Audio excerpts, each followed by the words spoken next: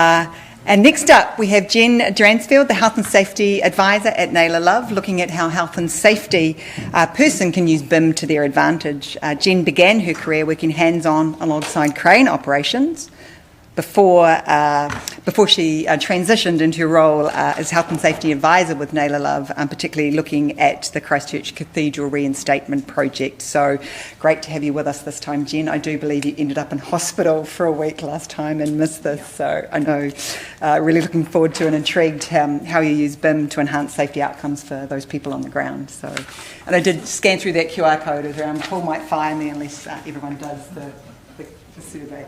Awesome. Right. Hello, everyone. Yes, I'm Jen. I am not an expert. I'm not an engineer. I'm not a tradesperson. I'm just a person that works within a business and tries to help other people solve problems. Can you put your hand up if you're a health and safety person, actually? How many have we got in the room? 1, 2, 3, yeah, cool, awesome. Awesome, great, that helps me understand who I'm speaking to. So, yeah, I guess I am always a little bit sceptical about technology and health and safety, and I think the reason for that is that I have people try and sell me stuff all the time, and it's always amazing, and it's always going to solve all of our problems. And then when I absolutely pummel it and push it to the breaking point, because that's my job, is to figure out what the downfall is, and I give that feedback quite often, those people actually don't want to listen to it. So as far as BIM goes, do I think it's perfect? I don't know. I think it's a tool that has value where we want to take it from it. And my main concern as a health and safety person, obviously, are the people that are at highest risk, and that's our tradespeople. So, with that said, environmental feedback. Human beings are designed to assess risk all the time. It's what our brains are designed to do, right?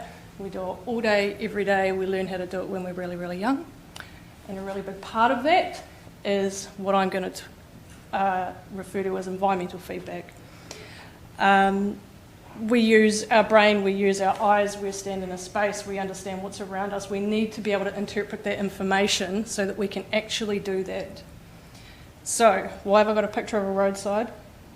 If I said to you guys, right, I want you to sit down and write me a plan of how you're going to cross a road, and then I want you to walk out onto the street. I'm going to give you a plan of what the road looks like and all of these things, and I send you out onto the road and you're standing there, and all of a sudden there's a bunch of traffic management and a wide load coming and a this, that and the other thing. That's the stuff we don't know. That's the variables. So the challenge that I see all the time in construction and live environments is the fact that how do we prepare our tradespeople when they cannot get that environmental feedback first because it doesn't yet exist.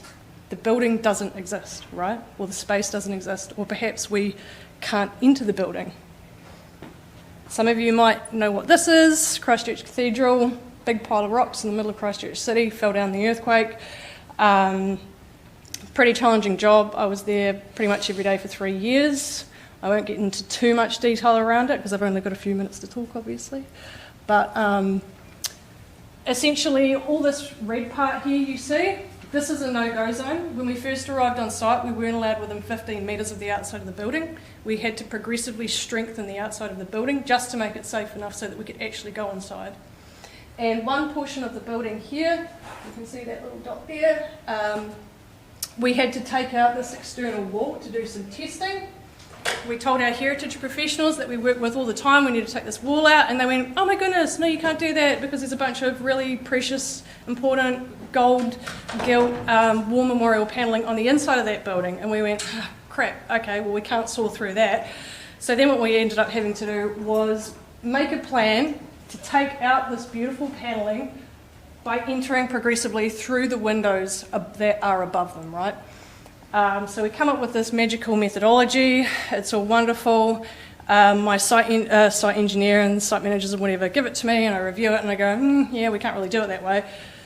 Why not? Well, we need to be able to stitch the scaffold through the outside of the building into the building so that we can then put people in there and this, that, and the other thing. They said, yeah, what's the problem with that? And I said, well, there's stuff everywhere on the ground floor on the inside of that building. They said, no, there's not. I said, yeah, you're never going to be able to stitch the sole boards to the scaffolding on the inside of that building. And they said, how do you know? Because I'm just the safety person, right? But the reason that I know is because I had this. And this is very slow because I had a really terrible computer at the time. This is what we were dealing with, and we cannot go inside. There's our war memorial panelling, there's our windows. And if we zoom in nice and close, we can see there's a whole bunch of biocontamination and chairs and all sorts of stuff on the inside of there, right? So then we have to go back to the drawing board and rewrite the methodology and completely twist it and turn it and whatnot so that we can actually enable the people to get in there safely.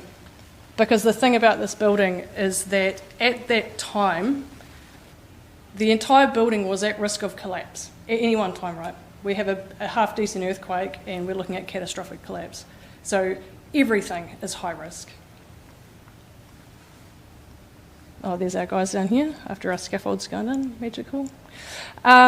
Yeah, and I guess when you're a health and safety person and you yourself are not an engineer or a tradesperson and you have a really hard time looking at drawings and someone comes to you and says, hey, we want to go and land the man cage on the roof of the cathedral and we also want to get out. And you go, yeah, that doesn't sound right. How do you know exactly what they're talking about? Is you just kind of fly around the building and go and find the spot and go and... this one is terribly slow.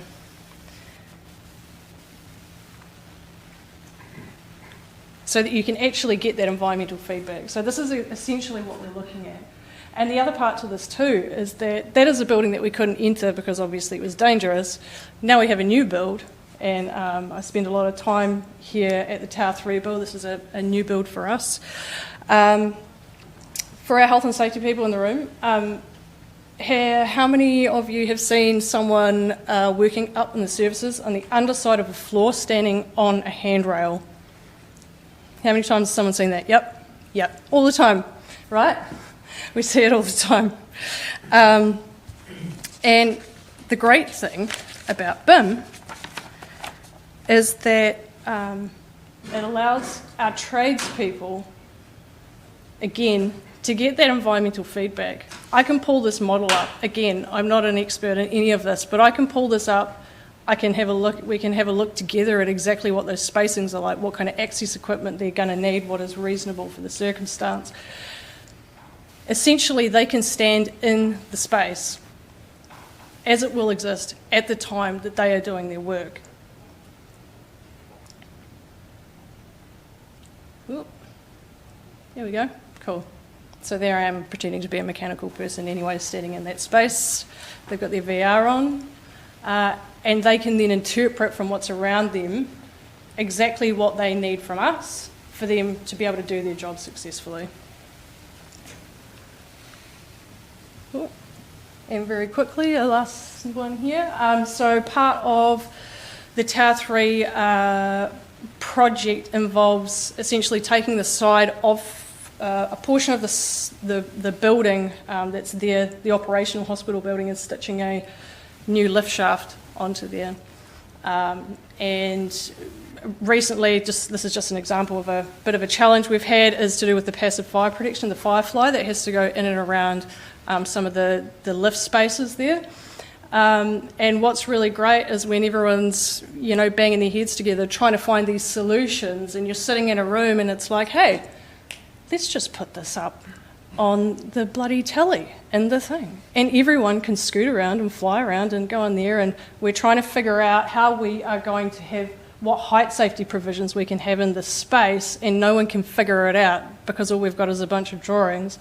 But it's very, very different when you're looking at the space as it will be at the time, with all of the measurements, and you can figure out what type of access, what beams are overhead, what can I attach a harness anchor point to at that point in the project, or are we going to have to fill the space with bean bags so that if someone falls off the edge, they're not going to mess themselves up, right?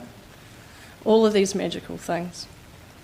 But of all of this, for me, from my personal perspective and opinion and all of those things, the best part is this. This is the magic, right? This is the magic. Site manager, site foreman. What you can't see here is that in this particular photo here, there's a whole room of steel fixers standing there. The guys that actually do the work, the ones that actually do the work, that are actually using the tools, that are actually trying to get into the spaces and the nooks and the crannies and all these magical things that our beautiful architects design for us, that sometimes aren't too friendly for the people that are doing the work. And the same here, we've got our passive, our fire guys in here, a QS, a site manager, and a health and safety person standing in the room. How often does that happen? Not very often on many project sites, right? And I think that this is actually where the magic lies with BIM, is that we can bridge the gap between those different parties to actually come together, all see the same thing from the same perspective, the same point of view at the same time, right? Cool. That's all from me.